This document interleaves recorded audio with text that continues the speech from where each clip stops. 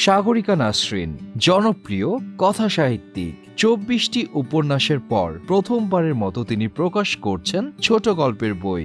Panjeree publications থেকে প্রকাশ হয়েছে ছোট গল্পের বই আধখানা বসতি তাহার বইটি। শুনবো সাগরিকা নাসরিনের গল্প পাঞ্জেরি বইয়ের বৈঠকে। সাগরিকা নাসরিন বাংলাদেশের অন্যতম জনপ্রিয় একজন কথা সাহিত্যিক। 24টি উপন্যাস প্রকাশের পর এবছর তার প্রথম ছোট গল্পের বই প্রকাশ করছে পাঞ্জেরি পাবলিকেশনস, এবং এই বিশেষ বইটি নিয়ে আমাদের আজকের এই বিশেষ আয়োজন। আমি আরজে শান্ত সবাইকে স্বাগত জানাচ্ছি পাঞ্জেরি বইয়ের বৈঠকে। আধখানা বসতি তাহার আপনার প্রথম গল্পের বই। এই প্রথম গল্পের বই প্রকাশের পেছনের গল্পটা আসলে জানতে চাই। আধখানা বসতি তাহার এটি আমার প্রথম গল্পের বই। এর আগে কিন্তু আমি উপন্যাস লিখেছি, 24টি উপন্যাস আমার পাবলিশ হয়েছে, এবং 24টি উপন্যাসের মধ্যে আমার শেষ যে 5টি উপন্যাস এটি লিখেছি আমি তৃতীয় লিঙ্গের মানুষ নিয়ে। তো আমার কাছে তৃতীয় লিঙ্গের মানুষদের নিয়ে আমি 2020-এ আমি যখন কোভিড চলছিল তখন থেকে আমি তৃতীয় লিঙ্গের মানুষের সাথে আমি কানেক্টেড। তো এদের সাথে যখন আমি গল্প করেছি, কাজ করেছি, মানে ওয়েল কানেক্টেড বলা যায়, তখন আমার কাছে মনে হয়েছে যে এই আমাদের দেশের মানুষ, আম জনতা যাদেরকে আমরা বলি, তারা তৃতীয় লিঙ্গের মানুষ সম্পর্কে খুব একটা ওয়াকিবল না।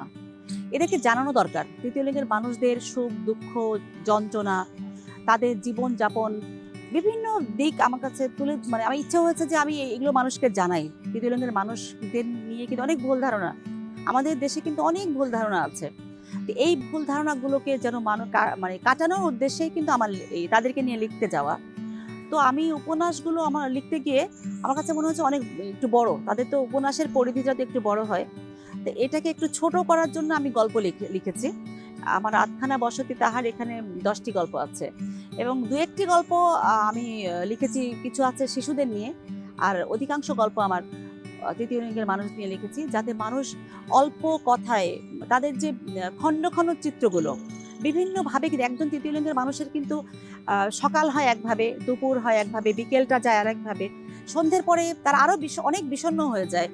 এই যে তাদের না বলা কথাগুলো আমি একটু একটু করে বিভিন্নভাবে আমি তুলে ধরার চেষ্টা করেছি, যে শুধু আমাদের দেশের মানুষদের যে ভুল আছে, তৃতীয় লিঙ্গের মানুষ নিয়ে যে ভুল ধারণাগুলো আছে, এটি আমি পরিবর্তন করার চেষ্টা।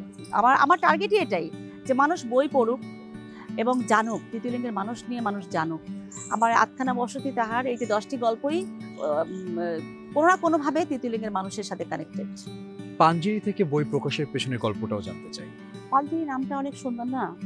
পাঞ্জেরি নামটি শুনলে আমার কাছে মনে হয় কবিতার সেই লাইনটি, যে রাত পোহাবার কত দেরি পাঞ্জেরি।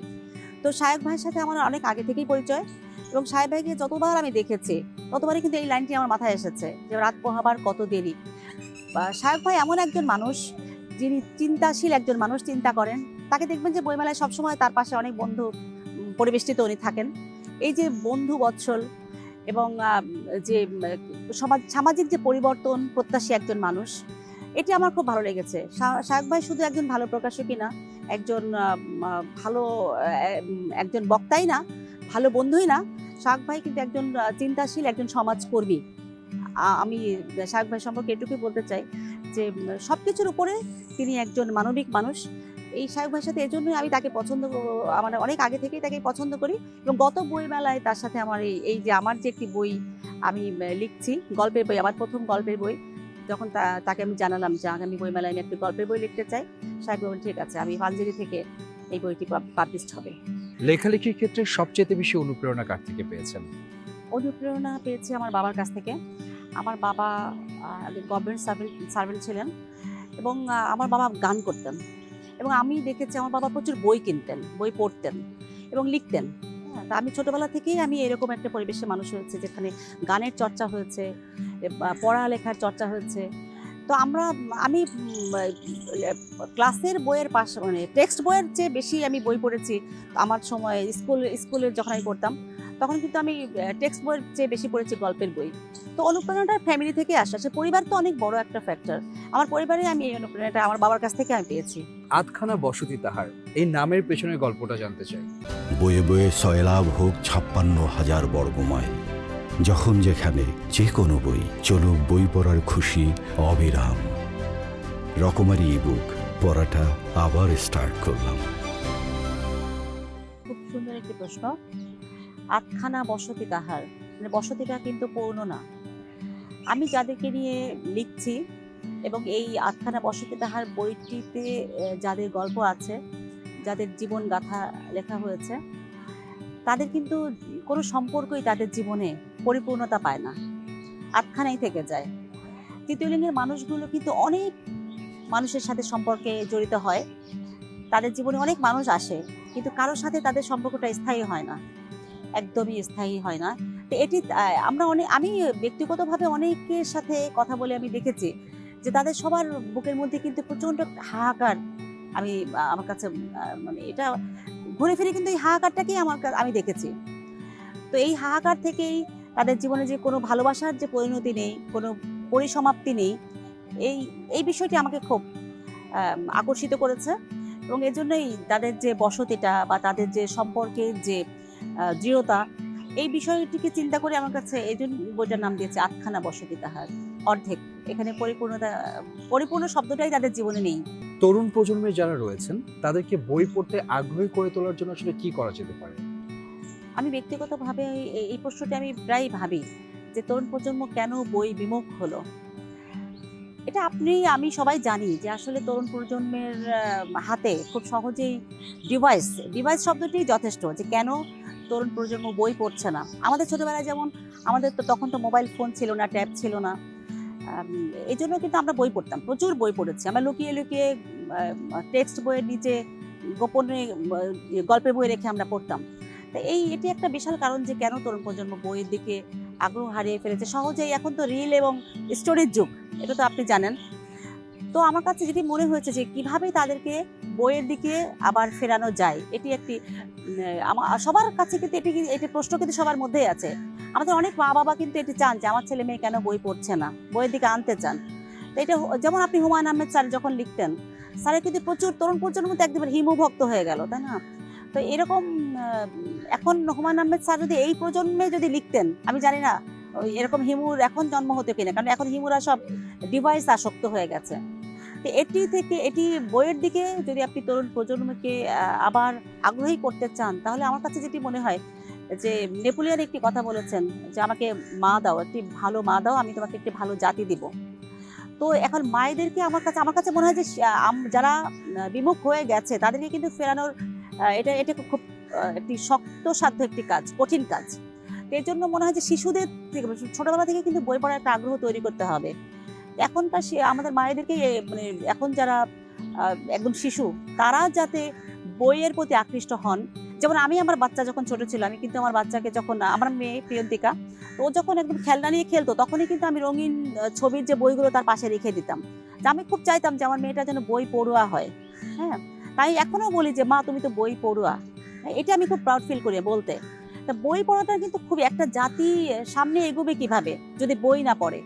প্রত্যেকটি জাতি, যারা উন্নত রাষ্ট্রের দেখবেন, উন্নত নাগরিক যারা, তারা কিন্তু বই পড়ে। আপনি ট্রেনে, বাসে দেখবেন যে উঠেই কি বই মেলে ধরে, চোখের সামনে কিন্তু বই মেলে ধরছে।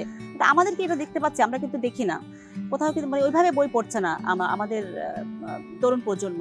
তো এটা একটি মাত্র রাস্তাতে আমাদের মায়েদেরকে এই মেসেজগুলো দিতে হবে যে আপনি শিশু থেকে শুরু করুন, আপনার বাচ্চা যেন বই পড়া শিখে। আপনার বাচ্চার হাতে মোবাইল দিবেন না, ডিভাইস যদি তার হাতে যায়, সে তো কখনো আর বইয়ের প্রতি আর আগ্রহ থাকবে না। এটি আমার কাছে মায়েদেরকে শিক্ষিত, এই মেসেজগুলো মায়েদেরকে বেশি বেশি দিতে হবে, এটি মনে হয় আমার কাছে।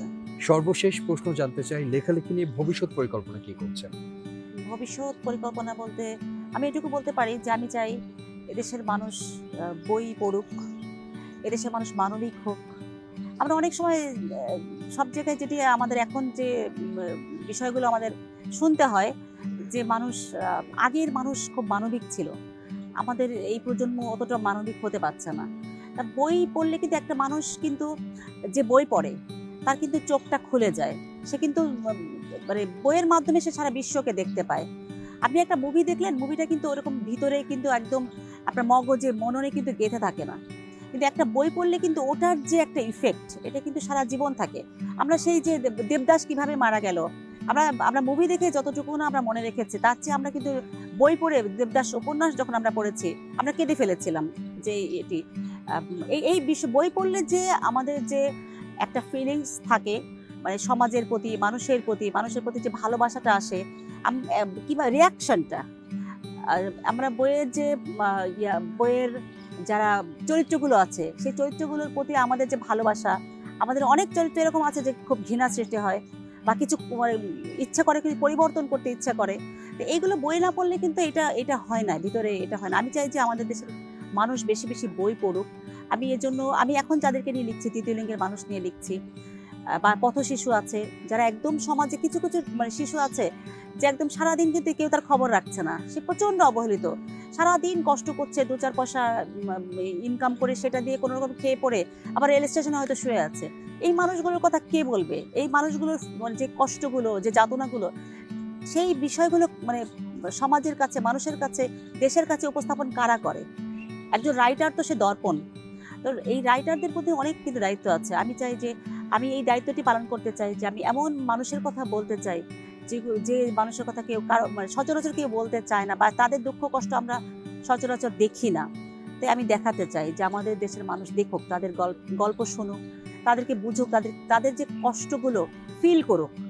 এই ফিল করাটা খুব জরুরি। এটা কিন্তু বই পড়লে এটা আসে, যে অনেক কিছু আমরা দেখি, কিন্তু ভালো করে দেখা, একদম ফিল করে দেখা, এটি কিন্তু বইয়ের মাধ্যমে, আমি মনে করি যে বইয়ের মাধ্যমে কিন্তু একটা জাতি পরিবর্তন করা যায়। একটি বই যদি সেরকম লেখা যায়, তা কিন্তু জাতি কিন্তু উদ্বুদ্ধ হয়। তো এটি আমার ইচ্ছা যে আমি লিখে যেতে চাই সেই সব মানুষের গল্প, যেগুলো সচরাচর মানুষ জানে না, দেখে না, ফিল করে না। আমি ফিল করাতে চাই আমার জাতিকে, আমার দেশকে আমি ফিল করাতে চাই। মানবিক মানুষগুলো যেন আরও উজ্জীবিত হয়, আর বেশি বেশি করে মানুষ আরও মানবিক হোক, এটি আমি খুব প্রত্যাশা করি সবার কাছে। আপনাকে অসংখ্য ধন্যবাদ আমাদেরকে সময় দেওয়ার জন্য। আপনাকে অনেক ধন্যবাদ, আমাকে যে এই দীর্ঘ সময় আপনি আমাকে সময় দিয়েছেন, আমার কথা শুনেছেন। অনেক কথা রাইটাররা শুধু লিখবে, বলবেও তো, এই যে বলার সুযোগ করে দিয়েছেন, এই জন্য আমি সায়ক ভাই সহ আপনাকে অনেক ধন্যবাদ জানাচ্ছি। আজকের মতো বিদায় নিচ্ছি পাঞ্জেরি বইয়ের বৈঠক থেকে। সবাই অনেক বেশি ভালো থাকবেন এবং ভালো রাখবেন আপনার প্রিয়জনদেরকে, কারণ ভালো থাকা এবং ভালো রাখা দুটি অনেক বেশি দরকার। বয়ে বয়ে সয়লাভ হোক 56,000 বর্গমাইল। যখন যেখানে যে কোনো বই, চলুক বই পড়ার খুশি অবিরাম। রকমারি ইবুক পড়াটা আবার স্টার্ট করলাম।